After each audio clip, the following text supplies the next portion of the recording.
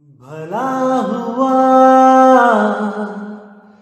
मेरी माला टूट गई, मैं राम भजन से छूटी। भला हुआ मेरी माला टूट गई, मैं राम भजन से छूटी। मेरे सिर से टली बला, भला हुआ मेरी माला टूट गई, मैं राम भजन से छूटी। मैं राम भजन से छूटी। नमस्कार मेरे प्यारे भाइयों, मेरे परमात्मा के प्यारे जीव हंसों। मैं हमेशा मालिक से यही दुआ करूंगा कि आप सब मेरे भाइयों का विवेक पहले से ज्यादा और ज्यादा और ज्यादा से ज्यादा बढ़ता ही जाए। बस मेरे दिल की यही अरदास है कि ऐसी कोई चीज ना रहे जो आपको समझ ना आए। हर चीज आपको बिल्कुल क्रिस्टल क्लियर होती जाए। बस यही चाहूंगा मैं, यही अरदास करूंगा उस बंदी छोड़ से, उस परमपिता परमात्मा से कि वो आपके विवेक शक्ति में बढ़ोतरी करता ही जाए और ऐसा कोई भी अज्ञान ना रहे इस दुनिया में जो आपको 1% भी भ्रमित कर पाए। कुछ ना रहे ऐसा। आपका ये भाई आपकी पूरी मदद करने के लिए तैयार है। बस आप निष्पक्ष भाव से इस सत्संग को सुनते रहिए और उस पर विचार करते रहिए।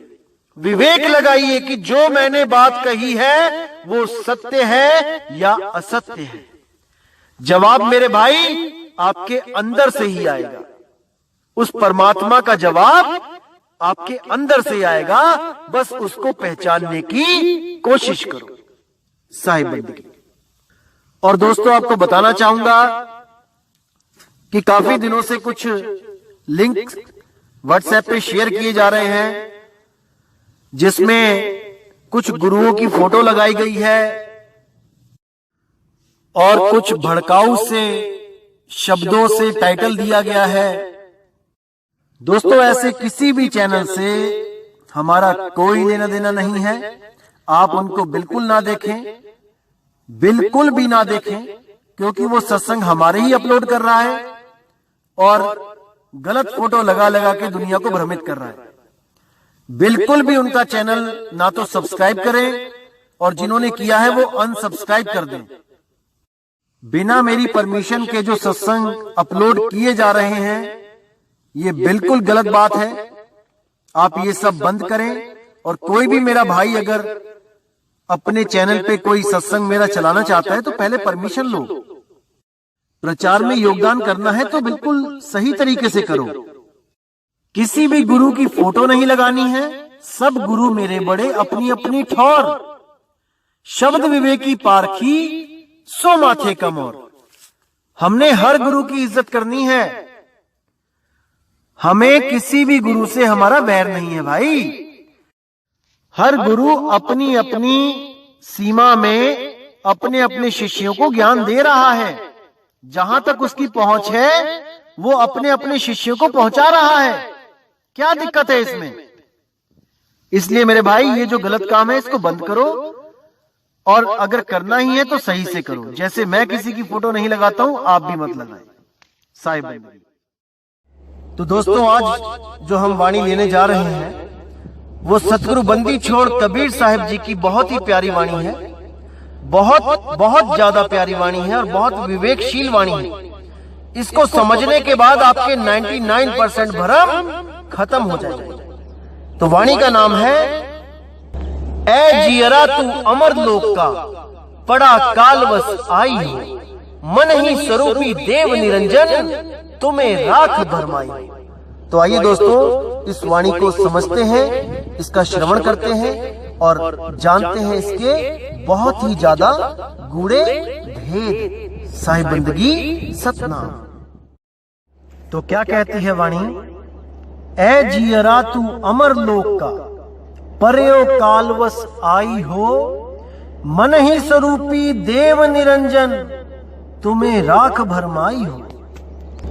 5, 25, 3 का पिंजड़ा, तामे तुमको राखे हो, तुमको बिसर गई सुध घर की, महिमा आपन भाखे हो। देखिए यहां कितना क्लियर कर दिया कबीर साहब ने कि ये जियरा तू अमरलोक का, यानी हे सुरती तू अमरलोक की है, तू इस लोक की नहीं है।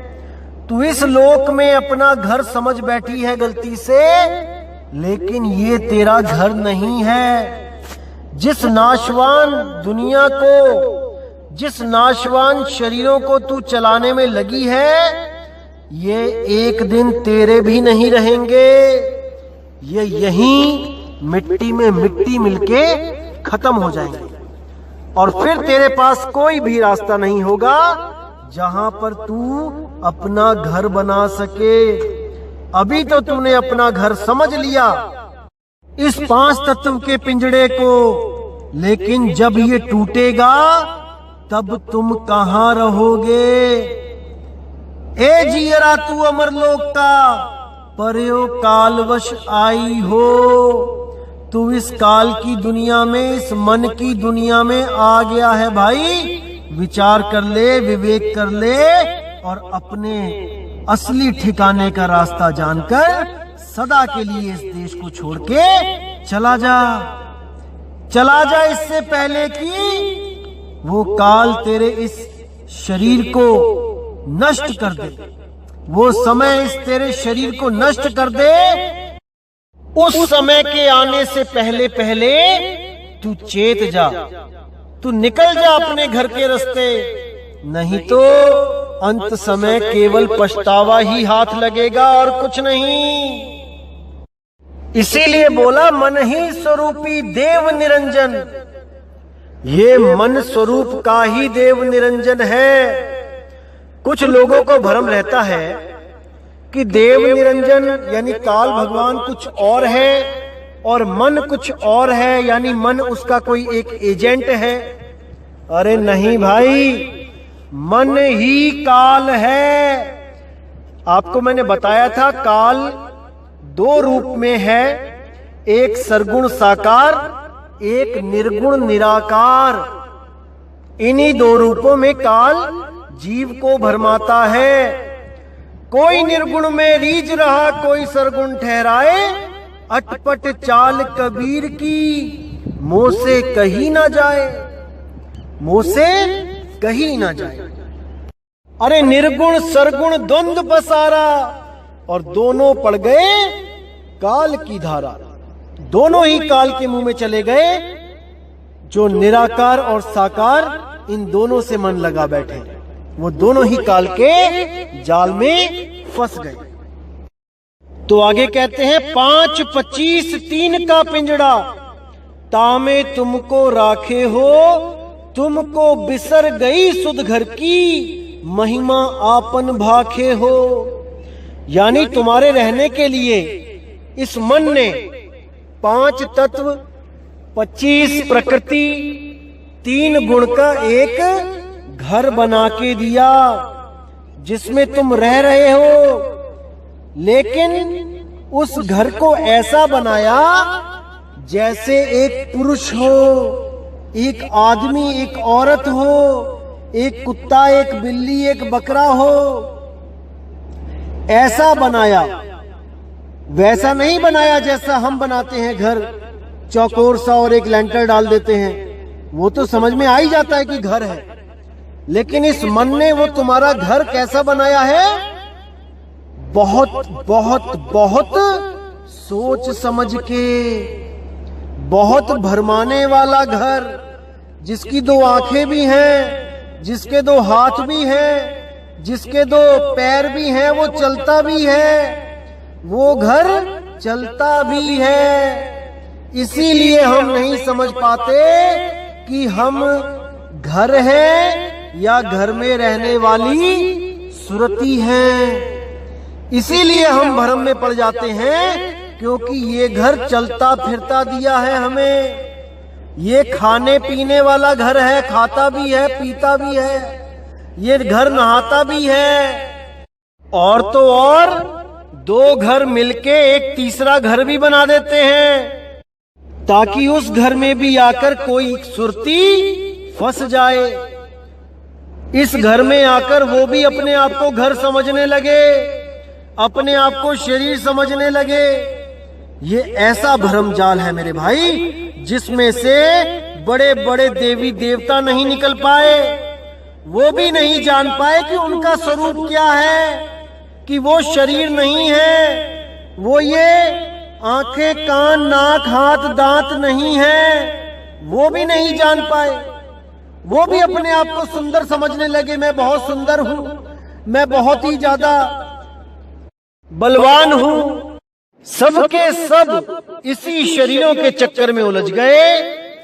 शरीरों से आगे कोई सोच ही नहीं पाया। शरीरों की ही पूजा करी, शरीरों को ही आस लगाई, और शरीरों की आस में ही बंधे दोबारा फिर इस गर्भजून में आ गए। और अपने भक्तों को भी शरीरों की ही पूजा करवा दी। सबसे बड़ा जाल इसी 5 तत्व 25 प्रकृति का है भाई, इसी शरीर का है। और अगर कोई शरीरों को समझ भी गया तो वापस उसको श्वासों के सिमरण में लगा दिया। अरे श्वास भी तो तत्व है भाई, श्वास भी एक तत्व है। लेकिन जो सुरती के द्वारा ये सांस चल रही है, उस सुरती को कोई नहीं जान पाया। कैसे इस श्वासों से उसको अलग किया जाए, इस विधि को कोई नहीं जान पाया। इसीलिए वो श्वासों के सिमरण में ही लग गए। जिस श्वासों से खुद को अलग करना था, सारी सुरती श्वासों में ही लगा दी, श्वासों में ही ध्यान लगा दिया। अरे अलग कहाँ हुए? अलग करने वाला गुरु तो शुरू से ही अलग कर देता है। जब वो नाम देता है तभी अलग कर देता है, तभी आपको भेद बता देता है कि श्वासों में भी ध्यान मत रखना, वरना अलग नहीं हो पाओगे भाई। इसीलिए ये श्वासों का जाप करने वाले हमारी खिलाफत करते हैं, क्योंकि इनका जाल टूट चुका है। ये अब और भ्रमित नहीं कर सकते जीवों को, क्योंकि सत्य ज्ञान का उदय हो चुका है मेरे भाई, हो चुका है। और सत्य किसी श्वासों का गुलाम नहीं है। सत्य अपने आप में पूर्ण है, वो श्वासों के द्वारा नहीं पकड़ा जा सकता भाई। श्वास तो स्वयं असत्य है, गिनके मिली है। कुछ श्वासों का तो खेल है भाई। श्वास नाशवान है, श्वास में ध्यान लगाओगे तो मुक्ति नहीं मिलेगी, क्योंकि जो स्वयं नाशवान है वो तुम्हें अविनाशी कैसे करेगा। इसीलिए ध्यान केवल और केवल आत्म तत्व में लगाओ जो अविनाशी है। जैसे ही आत्म तत्व तक पहुंचोगे तुम्हें परमात्मा का साक्षात्कार होगा। जब तक ना चीनोगे आत्म, तब तक ना मिली है परमात्मा। परमात्मा को पाने से पहले अपने आप को जानना पड़ेगा भाई, अपने आत्म स्वरूप को जानना पड़ेगा। इस देही स्वरूप से अलग होना पड़ेगा, तभी उस आत्म स्वरूप को, उस परमात्मा को जान पाओगे। तो कहते हैं तुमको बिसर गई सुध घर की, ये महिमा अपन भाखे हो। तुमको अपने घर की, यानी कि जिस अवस्था में तुम थे, तुम्हारी सुरति तुम्हारी आत्मा में लगी हुई थी, तब तुम पक्के घर में रहते थे, पक्का तुम्हारा ठिकाना था। जैसे ही तुम वहां से अलग हुए, वैसे ही तुमने इस शरीरों को, इन 5 तत्व 3 गुण 25 प्रकृतियों को धारण कर लिया। और जैसे ही तुम उस अवस्था को छोड़कर यहां पहुंचे, तुम अपनी उस अवस्था को भूल गए और तुम इन किराए के कमरों में लगे धक्के खाने, एक छोड़ दूसरे में, दूसरा छोड़ तीसरे में। तो यहां बोला जा रहा है तुमको बिसर गई सुध घर की, ये महिमा आपन भाखे हो। ये ज्योति निरंजन ये मन तुम्हें यहां भरमा के अपनी महिमा भागता है, तुम्हें अपने ही जाल में फंसाता है। अलग अलग अवतार धारण करके, अलग अलग गुरुओं का शरीर धारण करके तुम्हें शरीरों का ही ज्ञान देता है, तुम्हें गुरु रूप में फंसाता है और सब जीवों को इस आस में लगवा देता है कि अंत समय में तुम्हारा गुरु ही तुम्हें लेने आएगा, तुम्हारे गुरु का रूप धारण करके ही परमात्मा आएगा। याद रखो मेरे भाइयों, परमात्मा देही गुरु नहीं है। परमात्मा कभी देह में नहीं आता लेने, हाँ वो ज्ञान समझाने जरूर देह में आता है और देह में आकर वो विदेही का ज्ञान समझाता है, ना कि देही से आस लगवाता है। अरे 5, 25, 3 है पिंजड़ा, ये देही पिंजड़ा है भाई। अगर इस पिंजड़े की आस में रहोगे तो अंत समय में पिंजड़ा ही नसीब होगा। इसीलिए बोला गया है विदेह। विदेह यानी जिसकी कोई देह नहीं है, जो केवल और केवल शब्द धुन है, जो अखंड शब्द नाद है, जिसका कभी नाश नहीं होता, वही शब्द गुरु है, वही हमारा निज स्वरूप है। बीजक में भी साखी बोली गई, शब्द हमारा तू शब्द का, सुन मत जा सरक, जो चाहे निज रूप को शब्द ही ले परख। यानी शब्द हमारा यानी कि मेरा रूप शब्द है, शब्द हमारा तू शब्द का, तेरा भी रूप शब्द ही है। सुन मत जा सरक, इन बातों को सुन के सरक मत जाना। अगर समझ नहीं आती तो इसको बैठ के और समझने की कोशिश करो। सरकने की जरूरत नहीं है, यानी कि सत्संग छोड़कर जाने की जरूरत नहीं है क्योंकि समझ नहीं आ रहा है। कोई बात नहीं, लगे रहो। सुन मत जा सरक, जो चाहे निज रूप को तो शब्द ही ले परख। अगर अपने निज स्वरूप को जानना चाहते हो, इस देह स्वरूप से अलग अपने शब्द रूप को जानना चाहते हो, तो इस सत्संग में बताए गए उस सार शब्द की महिमा को अच्छी तरह समझ जाओ, उसको विचार कर लो, विवेक कर लो, तलवारें तिखी कर लो, अज्ञान को काटते जाओ और ज्ञान को अपनाते जाओ, विवेकी होते जाओ। तभी ये ज्ञान समझ में आएगा, तभी उस शब्द की महिमा समझ में आएगी मेरे भाई। जो शब्द हम सब का गुरु है, हम सब का निज रूप है। अरे हम हैं शब्द, शब्द हम माही, और शब्द से भिन्न और कछु नहीं। उसके अलावा और कुछ नहीं है जहां पे हमने सुरत लगानी है। कोई घी के दिए नहीं जलाने, कोई अगरबत्तियां, धूप अगरबत्ती नहीं घुमानी किसी फोटो के आगे गुरुजी के। ऐसा कोई काम नहीं करना जहां पे हमारी सुरत फंस जाए। केवल और केवल निज रूप में सुरती को संभालना है भाई, आठों पहर, तब बात बनेगी। अगर नहीं कर पाते हो तो कोई बात नहीं, लगे रहो, धीरे धीरे रे मना धीरे सब कुछ होए। माली सींचे 100 घड़ा, ऋतु आए फल होए। अरे शुरुआत तो करो, धीरे धीरे होता जाएगा अपने आप। एकदम नहीं छूटेगा सब कुछ, धीरे धीरे होगा, लेकिन शुरुआत करोगे भाई तभी होगा, बातों से नहीं होगा। अब कहते हैं निराकार निर्गुण है माया, तुमको नाच नचावे हो, चरम दृष्टि का कुल्फा देके 84 भरमावे हो।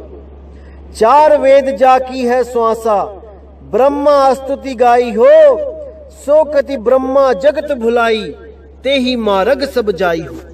अब कितना साफ कर दिया यहाँ पे कि निराकार निर्गुण है माया, कि जो भी गुरु आपको निराकार परमात्मा से, निर्गुण परमात्मा से जोड़ता है, वो आपको माया से ही जोड़ रहा है।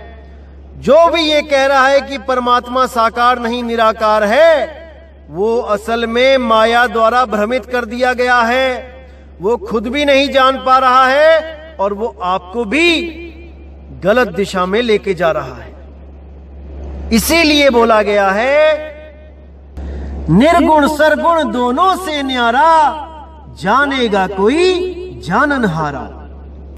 तो यहां पे साफ क्लियर कर दिया कि निराकार निर्गुण है माया, तुमको नाच नचावे हो। यही जो दो हाथों के बीच में जो निराकार तत्व दिखाई देता है, यही निराकार माया है, यही काल है, यही आकाश रूप है जो सब ब्रह्मांड में व्याप्त है। इसी के द्वारा बाकी तत्व पैदा होते हैं और इसी में लय हो जाते हैं। यही है वो ज्योति निरंजन का स्वरूप, विराट स्वरूप। इसी से बचना है भाई, तभी बात बनेगी। आगे कहते हैं, चरम दृष्टि का कुल्फा देके 84 भरमावे हो। हमारा जो प्रेम है, जो ध्यान है, इस चमड़ी से ही करवा दिया गया है। सारा प्यार हमने इस चमड़ी से ही कर लिया है और इसी चमड़ी की वजह से हम बार बार 84 में भटकते हैं। हम अपने भाई बहन को चमड़ा समझ रहे हैं, अपने माँ बाप को चमड़ा समझते हैं, अपनी बीवी को चमड़ा समझते हैं। चमड़ा देख के ही पहचानते हैं कि ये मेरा पिता है, ये मेरी माता है, जबकि ये सब एक घर है। इन घरों में रहने वाला जीव अविनाशी है। वो सूरत अविनाशी है, उसको केवल उसके ठिकाने का नहीं पता लग रहा, इसलिए इन घरों में भरमती फिर रही है, इन घरों को चलाती फिर रही है। और हम नहीं समझ पा रहे हैं कि ये हमारे माँ बाप, हमारे भाई बहन, हमारी बीवी है, कि ये उस जीव के रहने के लिए बनाया हुआ एक 5 तत्व का घर है। हम इसी को नहीं समझ पा रहे हैं। जिस दिन हम इस बात को समझ गए कि ये शरीर एक घर है, मेरे माता पिता, मेरे भाई बहन, मेरे यार दोस्त, तो इस शरीर में रहने वाले एक जीव हैं, ये शरीर नहीं है, उस दिन हमारा 90% मोह दूर हो जाएगा। क्योंकि कोई भी दुख आता है तो ये शरीर रोने लग जाता है। इस शरीर की शक्ल ऐसी बनाई गई है कि हमें इससे मोह हो गया है। हम इस घर को रोता नहीं देख सकते, हम इस घर को रोता नहीं देख सकते, क्योंकि हम ये मान बैठते हैं कि मेरा भाई रो रहा है, मेरी बहन रो रही है, मेरे माँ बाप रो रहे हैं। जबकि रो कौन रहा है? ये शरीर रो रहा है, मन रो रहा है। अरे वो सुरती तो रोने हंसने से न्यारी है, उसको कोई दुख नहीं होता, उसको तो दुख करवाया जा रहा है, उसको भ्रम में डाला जा रहा है। क्योंकि ये रोने धोने का नाटक ये मन कर रहा है, ये जीने मरने का नाटक ये मन कर रहा है। सुरती तो जीने मरने से भी न्यारी है, वो अजर अमर अविनाशी है, बस अपने घर का रास्ता भूल गई है। आगे कहते हैं, 4 वेद जाकी है श्वासा, ब्रह्मा स्तुति गाई हो, सो कति ब्रह्मा जगत भुलाई, तेही मार्ग सब जाई हो।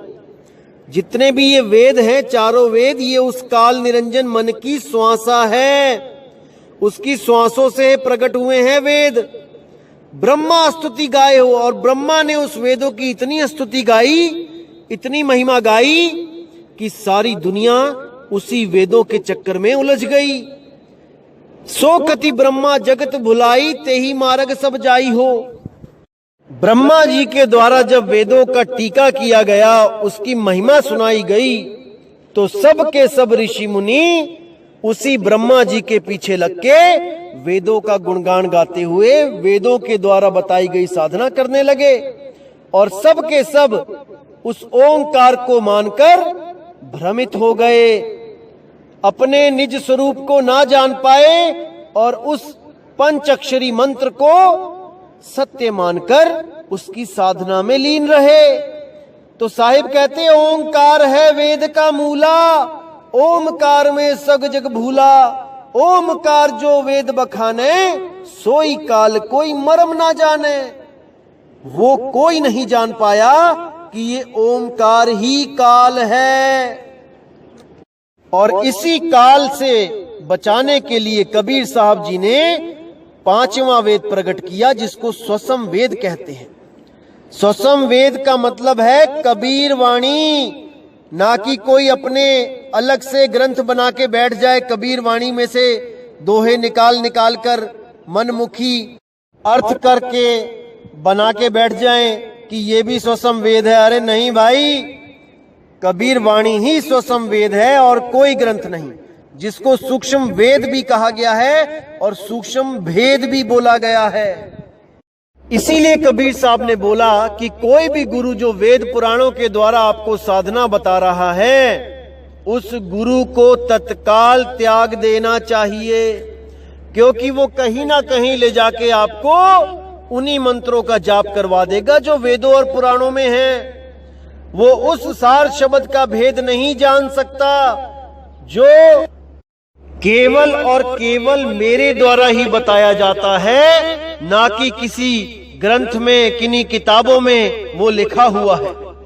ऐसा कहीं नहीं हो सकता, क्योंकि वो लिखने बोलने में आता ही नहीं है। वो अकह नाम है, वो नी अक्षर नाम है, वो 52 से परे नाम है। तो आगे साहिब कहते हैं, जोग जाप नेम व्रत पूजा बहु पर पंच अपारा हो, जैसे बदिक ओट टाटी के दे विश्वास आहारा हो।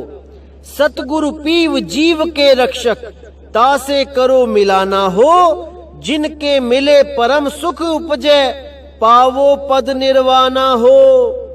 तो यहाँ पे बिल्कुल साफ क्लियर कर दिया साहिब ने कि जोग जाप, जितने भी ये जोग हैं, जितने भी ये जाप हैं, करोड़ों अरबों जाप हैं, ये सब नेम व्रत पूजा, ये परपंच है। इस प्रपंच में नहीं फंसना। कोई गुरु आपको जाप देता है, नहीं जपना।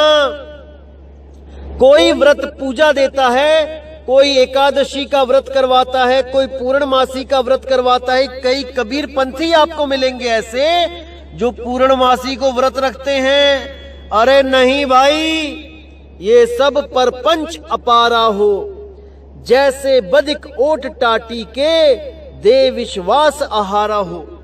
जैसे शिकारी हिरन को पकड़ने के लिए एक नगाड़ा बजाता है और उसके पीछे छुप जाता है, तो हिरन उस निगाड़े को सुनता सुनता जब उसके पास आ जाता है मगन होके, तब वही बहेलिया उस हिरन को मार देता है।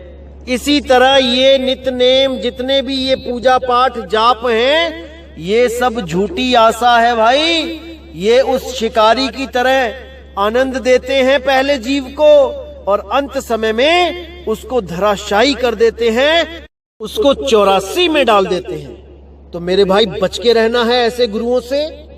तो आगे क्या कहते हैं, सतगुरु पीव जीव के रक्षक, तासे करो मिलाना हो, जिनके मिले परम सुख उपजे, पावो पद निर्वाणा हो। अरे सतगुरु पीव हैं, उस जीव के रक्षक हैं। उसी जीव को पीव बनाने के लिए सतगुरु आते हैं, ताकि ये जीव गलती से कहीं ब्रह्म ना हो जाए। अरे ब्रह्म नहीं होना है भाई।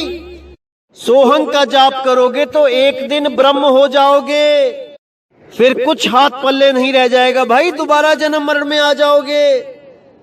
सोहंग अवस्था को जानो, सोहम जो तू सोहम, पीव तू पीव हम। जब तक पीव अवस्था को प्राप्त नहीं करोगे, जब तक आप भ्रमते रहोगे। सतगुरु पीव जीव के रक्षक, तासे करो मिलाना हो। उस पीव से मिलान करो, उस शब्द गुरु से मिलान करो, ताकि वो आपको जीव अवस्था से उठा के पीव अवस्था में पहुंचा दे। फिर आप भी उतने समर्थ हो जाओगे जितना वो पीव है। फिर ये मन आपके आगे झुक जाएगा भाई, झुक जाएगा। और वो केवल और केवल सतनाम के द्वारा हो सकता है, अन्य किसी के नाम के द्वारा नहीं। सतनाम कोई काल और अक्षर पुरुष का नाम नहीं है भाई, समझ जाओ। सत्य नाम पाए जो वीरा, संग रहूं मैं दास कबीरा, क्योंकि वो मेरा ही नाम है। जैसे हम अगर किसी मंत्री को जानते हैं तो उसका नाम लेते हैं, जो हम नाम लेते हैं वैसा ही वही नाम का आदमी वो मंत्री है। उस नाम को सुन के हर आदमी उस मंत्री के बारे में सोचता है कि अरे ये उस मंत्री का नाम है, इस आदमी से पंगा नहीं लेना है, नहीं तो वो मंत्री आ जाएगा। इसी तरह सतनाम काल और अक्षर पुरुष का नाम नहीं है, वरना कबीर साहब को वहां आने की जरूरत नहीं है जहां पे सतनाम का जाप हो रहा है। जिसका जाप हो रहा है वो आके बचाए आपको। लेकिन नहीं, कबीर साहब कहते सत्य नाम पाए जो वीरा, संग रहूं मैं दास कबीरा, क्योंकि मेरा ही नाम सत्य नाम है। जो मेरे नाम को जानता है मैं उसके अंग संग हूं। इसीलिए भाई सत्य नाम पे विचार फिर से कर लो, अभी समय है मेरे भाई, अभी समय है। तो आगे कहते हैं जिनके मिले परम सुख उपजे, पावो पद निर्वाणा हो। उस पद को प्राप्त कर लो जहां पे तुम्हें निर्वाण मुक्ति मिल जाएगी, उसके बाद आना जाना खत्म हो जाएगा मेरे भाई। अब साहिब कहते हैं जुगन जुगन हम आए चेतावा, कोई कोई हंस हमारा हो, कहें कबीर ताही पहुंचाऊं, सत्य पुरुष दरबारा हो। कि मैं तो युगों युगों से आके समझा रहा हूं इन जीवों को, लेकिन ये कहां समझ रहे हैं, ये कहां मेरी बात को मान रहे हैं, ये मेरी वाणियों को कहां उनका भेद समझ रहे हैं। ये तो वाणियों का अर्थ का अनर्थ करके अपने जन्म को बर्बाद कर रहे हैं।